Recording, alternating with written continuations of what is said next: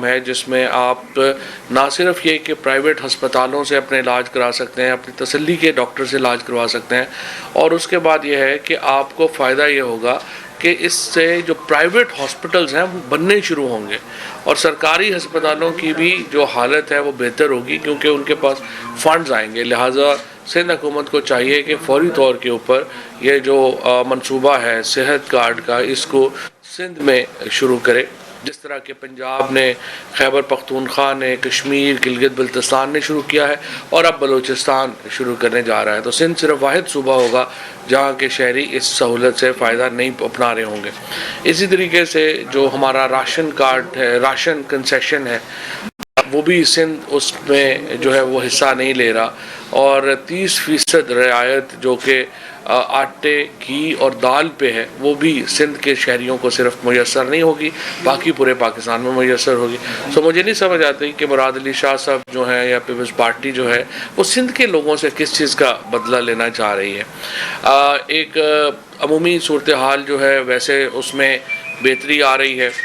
آپ نے دیکھا ہے کہ جو اس وقت جو ہمارا فائنینس ایکٹ میں جو ترمیمی بل ہے، منی بل، وہ اسمبلی میں آ گیا ہے۔ انشاءاللہ یہ 15 سے 20 جنوری کے درمیان امید ہے کہ یہ پاس ہو جائے گا، اور اس کے نتیجے میں جو آئی ایم ایف کا پروگرام ہے وہ دوبارہ ہمیں مل جائے گا۔ آئی ایم ایف کے پروگرام کا مطلب یہ ہے کہ $1 ارب جو ہے وہ ادھر سے آئی ایم ایف سے تو آنا ہی آنا ہے، لیکن اس کے ساتھ ساتھ جو باقی آپ کی ملنے ہیں آپ کو باقی سٹریمز وہ بھی اویلیبل ہو جائیں گی، اور آپ کا ایک تو روپیہ پہلے ہی آپ نے دیکھا ہے کہ اسٹیبل ہو رہا ہے، اس سے مزید جو ہے اس میں اسٹیبلٹی آئے گی۔ مہنگائی میں بھی اس وقت عالمی پاکستان کے اندر جو مہنگائی ہے، وہ جو قیمتیں بڑھی ہیں وہ بین الاقوامی منڈی کی وجہ سے بڑھی ہیں، لہٰذا اگر تیل کی قیمت جو ہے وہ بڑھی ہے تو وہ باہر سے ہمارا آتا ہے۔ اسی طرح سے جو گھی ہے باہر سے منگواتے ہیں، دالیں جو ہیں بڑی تھیں ان میں اب تو بہتری آ رہی ہے، لیکن وہ بھی جو ہے وہ باہر سے، ہم نیوزی لینڈ سے دالیں منگواتے ہیں۔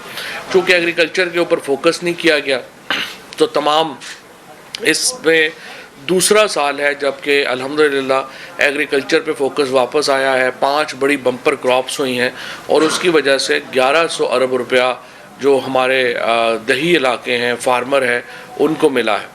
اور اسی طرح سے انڈسٹری جو ہے اس کو تقریباً آپ دیکھیے کہ پاکستان کی 100 بڑی کمپنیوں نے 929 ارب روپے کا پروفٹ اس سال جو ہے وہ شو کیا ہے، اور اس میں یہ سمجھتا ہوں کہ سارے جو میڈیا ہاؤسز ہیں ان کے پروفٹس میں 33% سے لے کے 40% تک اضافہ ہوا ہے۔ اور میڈیا پہ جب میں شور سنتا ہوں کہ بہت مہنگائی ہے تو مجھے یہ احساس ہے کہ جہاں اتنا پروفٹ تمام آرگنائزیشنز نے کمایا ہے، انفارچونیٹلی انہوں نے اپنے لوگوں کی تنخواہوں میں اضافہ نہیں کیا۔ جب وزیر اعظم نے خطاب بھی کیا تھا، انہوں نے یہ کہا تھا کہ آپ لوگوں نے اتنے جب پروفٹس آ رہے ہیں تو آپ اپنے لوگوں کی تنخواہوں میں بھی اضافہ کریں۔ ویسے تو خیر مجھے یہاں میڈیا کے اوپر یہ بھی مجھے افسوس ہے کہ جو آپ کی زیادہ تر ورکرز یونین ہیں وہ بھی الحمدللہ مالکان ہی چلا رہے ہیں، تو اس وجہ سے وہاں سے بھی کوئی خاص آواز نہیں آتی کہ یہاں پہ جو ہے اتنا آپ نے اگر پروفٹ کمایا ہے تو اس کو اپنے جو کیمرہ مین ہیں، اپنے جو ورکنگ جرنلسٹ ہیں ان کو بھی جو ہے وہ دیں۔ اس طرح سے جو ورکرز، ہمارے فیکٹری ورکرز ہیں، ہمارے جو پرائیویٹ شعبوں میں کام کرنے والے لوگ ہیں، ان کو تنخواہیں ان کی نہیں بڑھائی جا رہی ہیں۔ حکومت نے اپنے تنخواہوں میں 15 سے 20% اضافہ کیا ہے، لیکن جب تک وہ پرائیویٹ سیکٹر جس نے اتنا پیسہ کمایا ہے وہ پیسہ نیچے نہیں کرے گا تو ہر حکومت، ہر چیز کے اوپر حکومت کو تو ذمہ دار نہیں ٹھہرایا جا سکتا۔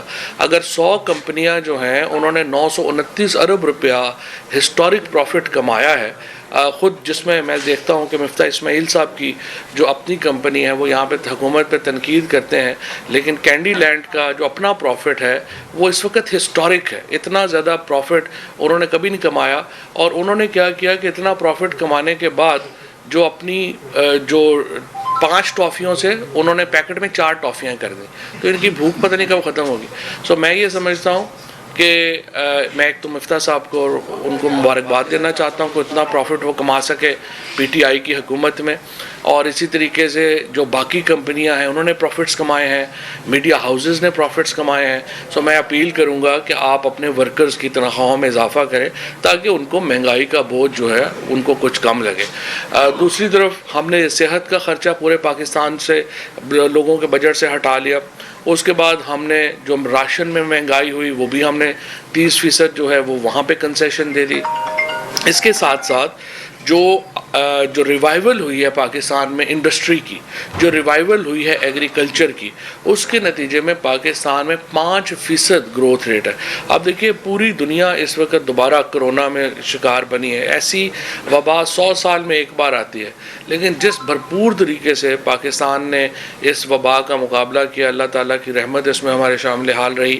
اور آج دیکھیے امریکہ میں صرف پچھلے ہفتے 2500 فلائٹس جو ہیں وہ کینسل کرنی پڑی ان کو کرونا کی وجہ سے. لیکن ہمارے ہاں صورتحال جو ہے وہ کافی حد تک الحمدللہ بہتر ہے, اور آگے اگرچہ ہمیں احتیاط کرنی ہوگی اور چیزیں بہتر کرنی ہوگی, لیکن ہم نے جو ٹارگٹ سیٹ کیے, ویکسینیشن کا ٹارگٹ سیٹ کیا, $2 بلین کی ہم نے ویکسین منگوا کے مفت لوگوں کو لگائی. اس کے ساتھ ہم نے جو انتظامات کیے اس کے نتیجے میں پاکستان نے کرونا کا بہت اچھے طریقے سے جو ہے وہ مقابلہ کیا. پاکستان میں جو معاشی استحکام ہے وہ واپس آ رہا ہے. یہ جو ہی IMF کا آپ کا سائن ہوتا ہے اس کے بعد پاکستان میں تمام جو ہماری جو امیڈیٹ وریز ہیں وہ ختم ہو جائیں گی. جو فوری طور کے اوپر مشکلات ہیں ان میں کمی آ جائے گی. عالمی مارکیٹ میں انرجی پرائسز جو ہیں وہ نیچے آ رہی ہیں, ان کا فائدہ لوگوں کو پہنچے گا. کموڈٹی پرائسز نیچے آ رہی ہیں, ان کا فائدہ لوگوں کو پہنچے گا. اور انشاءاللہ یہ سال پاکستان کے استحکام کا سال ہوگا. اچھا صاحب, اتحادی آپ سے بہت ناراض ہیں, آپ کو چھوڑ کے جا رہے ہیں. آپ کی حکومت کا فیوچر MPM میں اور دوسری جماعت, یہ آپ کو کس نے کہا؟ سامنے ان کی باتیں آ رہی ہیں, سب خالد مقبول ہیں, سب بول رہے ہیں سارے ہمارے ساتھ ہیں. آپ کے اجلاس میں وفاقی کابینہ میں بھی انہوں نے اعتراض اٹھائے تھے کہ منی بجٹ سے لوگوں کو نقصان ہوگا. پہلی بات تو یہ ہے کہ کسی نے کوئی اعتراض نہیں اٹھایا. MKM ہو, PMLQ ہو, انہوں نے اس بجٹ کو اپروو کیا ہے. کیبنٹ میں 2 وزیر ان کے ہیں, 2 وزیر ان کے ہیں. انہوں نے اس بجٹ کو اپروو کیا ہے. اور یہ بجٹ یہ جو ہم نے فائننس بل لے کے آئے ہیں اس میں کوئی ایسی جو ہے وہ بات نہیں ہے جس کی مخالفت کی جائے. جو لوگ کہتے ہیں کہ اسٹیٹ بینک کو آزاد نہیں ہونا چاہیے, یہ وہ لوگ ہیں, جب اسحاق ڈار فائنانس منسٹر تھا پاکستان کا تو deputy governor state bank Ishaq Dar کی منی لانڈرنگ کر رہا تھا. اس طرح کے ادارے نہیں ہمیں چاہیے, ہمیں مضبوط ادارے چاہیے. پاکستان کا جو ہماری تحریک انصاف کا جو مینیفیسٹو تھا اس کے اندر لکھا ہوا ہے کہ ہمیں آزاد اور انڈیپینڈنٹ ادارے چاہیے, اور اسٹیٹ بینک کا انڈیپینڈنٹ ہونا, آزاد ہونا پاکستان کے مفاد میں ہے, پاکستان کی معیشت کے مفاد میں ہے, اور اس کے اوپر تمام جماعتیں جو ہیں وہ ہمارے ساتھ ہیں.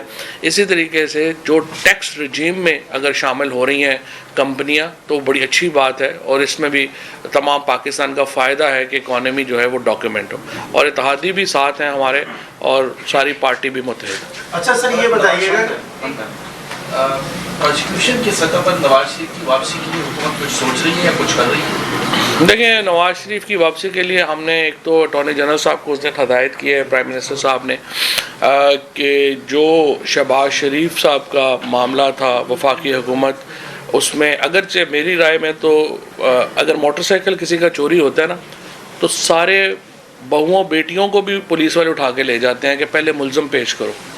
شہباز شریف صاحب جو ہیں وہ وہاں پہ ایفیڈیوٹ دے کے تو کبھی ہمیں ایک چیز کے اوپر بھاشن دے رہے ہیں, کبھی دوسرے پہ بھاشن دے رہے ہیں. اصولی طور کے اوپر تو ہائی کورٹ کو از خود نوٹس لے کے شہباز شریف کو بلانا چاہیے تھا اور کہنا چاہیے تھا کہ جناب آپ نے یہ حلف نامہ دیا تھا, آپ کے بھائی صاحب واپس نہیں آ رہے, تو کیا ہم آپ کو جعلی ایفیڈیوٹ میں جیل میں بھیج دیں؟ اگر ہائی کورٹ یہ نہیں چونکہ کر رہی تو مجبوری میں اب ہمیں اس میں پارٹی بننا پڑے. اچھا, تو آپ جائیں گے فواد چودھری صاحب, آپ شہباز شریف کے خلاف کورٹ میں جائیں گے؟ جی, ہم اٹارنی جنرل صاحب کو کہا ہے کہ وہ اس مقدمے کو, اس مدعے کو اٹھائیں اور ہائی کورٹ سے درخواست کریں کہ شہباز شریف صاحب یا تو نواز شریف کو واپس لے کے آئیں, اور اگر نہیں لے کے آتے تو جعلی حلف نامہ دینے کے اوپر شہباز شریف صاحب کے خلاف کارروائی کی جائے. ہم نے دیکھا جب پاناما کیس آیا تو آپ لوگ بہت آگے تھے, کورٹ میں بھی گئے, آپ نے وہ مقدمہ لڑا, اس میں اپنا چڑھانا, لیکن پاناما کیس میں لگتا ہے کہ آپ لوگ پرسنل ہوئے ہیں. پاناما کیس میں بہت سارے لوگوں کے نام تھے, बाकी लोगों के नाम आप लोग इतनी तेजी से अभी पंडोरा बॉक्स आया, आप लोग उनके खिलाफ भी ना कर सके, तो ये पर्सनल केस ज़्यादा लग रहा है क्योंकि बाकी लोगों को अभी तक किसको नहीं। दूसरा ये कि आप लोग अभी तक जितना भी कोई भी बुरी चीज़ होती है कि महंगाई एक्सपेंसेड, आप कहते हैं कि पिछली हुकूमत की वजह से ही हो रहा है, तो ये कितना साल का आपको दरकार है कि जिसके बाद आप कह सकें 20 साल बाद कि हमने 20 साल हुकूमत कर ली, अब जो कुछ होगा वो हमारी हुकूमत की। सही बात है, आपकी बात दुरुस्त है। मैं आखिरी से शुरू कर लेता हूँ। पहली बात तो यह है कि ये नहीं हो सकता कि एक 30 साल के जो इक़दामात उन्होंने किए उसको आप कहें कि 3 सालों में आप हर चीज़ जन्नत बना दें। अब आप बताएं, आपने अपनी इंडस्ट्री तबाह कर ली 2000।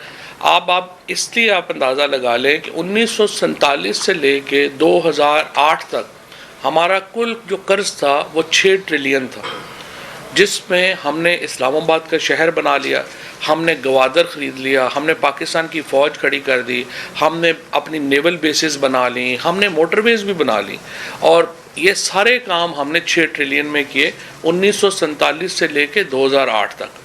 जब नवाज़ शरीफ साहब ने, आसिफ जरदारी साहब ने कदम रखा सदर के तौर के ऊपर, उस वक़्त हमारा कर्ज़ा 6 ट्रिलियन रुपए था। जब नवाज़ शरीफ साहब जो हैं उनसे जान छुटी है और वो बाहर गए, ये अपना फ़ारग हुए हैं 2018 में, हमारा कर्ज़ा 27 ट्रिलियन था।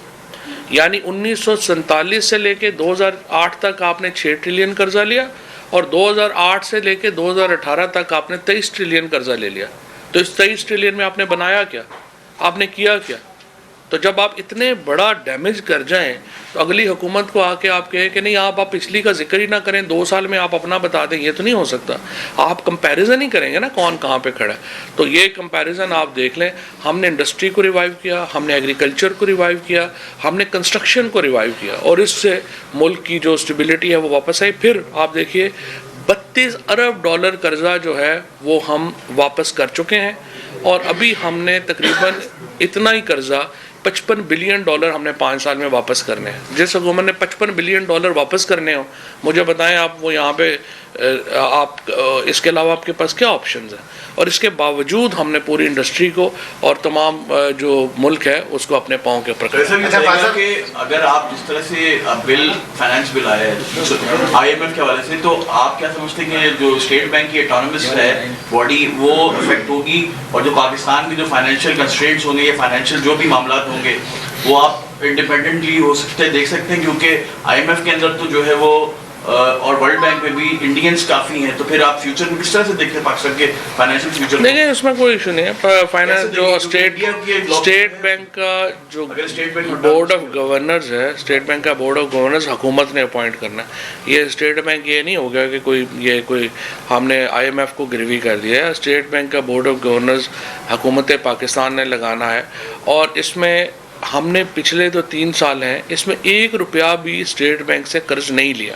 ये सबसे आसान होता था पहले कि आप फ़ोन उठा के कहते हैं स्टेट बैंक को, कहते हैं इतने नोट छाप दें, वो नोट छाप देते थे, जिस तरह से नवाज शरीफ ने किया या इसहाक डार ने किया। इसहाक डार ने ट्रिलियंस ऑफ रुपीज़ जो हैं वो छपवाए, जिससे आज हमारी मईशत बैठ गई। सो आप कभी भी ये नहीं करते कि इदारों को इतना जो है वो महकूम बना लें कि वो अपनी कारकर्दगी दिखाने के अहल ही नहीं रहा है। हम इंडिपेंडेंट इदारों पे बिलीव करते हैं, और स्टेट बैंक की आज़ादी जो है वो पाकिस्तान के मफाद में। लास्ट चौधरी साहब ये बताइएगा, आलमी मंडी में पेट्रोल की जो फ्यूचर कीमत है वो तो कम हो रही है, लेकिन पाकिस्तान में इसकी कीमतें मुसलसल बढ़ रही हैं, तो ये कहाँ जाके आप सोच रहे हैं कि पेट्रोल की कीमत जो है वो स्टॉप कर दी जाएगी? ये तो आलमी मंडी में जब कीमतें कम होती हैं, यहाँ पे पिछले महीने 5 रुपये कम हुई थी, कल जब बढ़ी है तो 4 रुपये ऊपर गई है। सो अब ये जो फ्लक्चुएशन है, ये ओगरा इंडिपेंडेंट इदारा है, वो फैसला करता है। जब ऊपर जा रही होती है वो बढ़ाते हैं। मसला ये है कि जब ऊपर जाती है तो मीडिया में ख़बर फ्रंट पेज के ऊपर हेडलाइन लगती है, जब आप कम करते हैं तो पीछे छोटी सी खबर लगती है। ये मसला है, इसीलिए आपको भी नहीं पता कि कम कब हुई और ऊपर कब बढ़ी।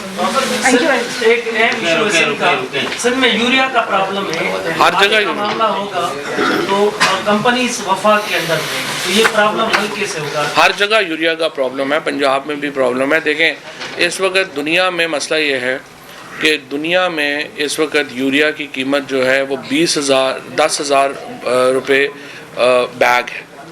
पाकिस्तान में इस वक्त 2,000 रुपये, 1,700 से 2,000 रुपये। اور مسئلہ یہ ہے کہ ایک ٹرک بھی یوریا کا پاکستان سے باہر جاتا ہے اس کے اوپر آپ 72 سے 78 لاکھ روپیہ کماتے ہیں. یعنی اس وقت ڈرگز سے بھی بڑا جو اسمگلنگ میں پیسہ ہے وہ یوریا میں ہو گیا. اور الحمدللہ جب بھی اس طرح کی بلیک مارکیٹنگ ہوتی ہے یا کچھ ہوتا ہے سندھ میں سب سے پہلے ڈیمانڈ بڑھ جاتی ہے. اب ہمیں نہیں پتہ کہ اچانک کیا ہوا کہ اتنی ڈیمانڈ سندھ میں بڑھ گئی. اور آپ نے دیکھا آج صبح بھی میں دیکھ رہا تھا کہ کہیں پہ جو NLC کا ٹرک روک کے جس طریقے سے یہاں پہ جو ہے وہ چیزیں لی گئیں. بہرحال اس کے اوپر پاکستان میں ابھی بھی یہ 1700 سے 2000 روپے میں یوریا مل رہی ہے جو دنیا میں اس کے قریب بھی کہیں نہیں مل رہی. اور اس وقت جو پروڈکشن لیول ہے وہ بھی ہائیسٹ ہے. اس وقت پاکستان کی تاریخ کا سب سے بڑا یوریا جو ہے وہ اس سال پاکستان نے بنایا ہے کیونکہ ہم نے پورا سال گیس دی ہے یوریا کی کمپنیز کو. تو انشاءاللہ صورتحال بہتر ہے. اس بار بھی کراپس جو ہیں ہماری جو فصلیں ہیں وہ بمپر ہوں گی. Thank you.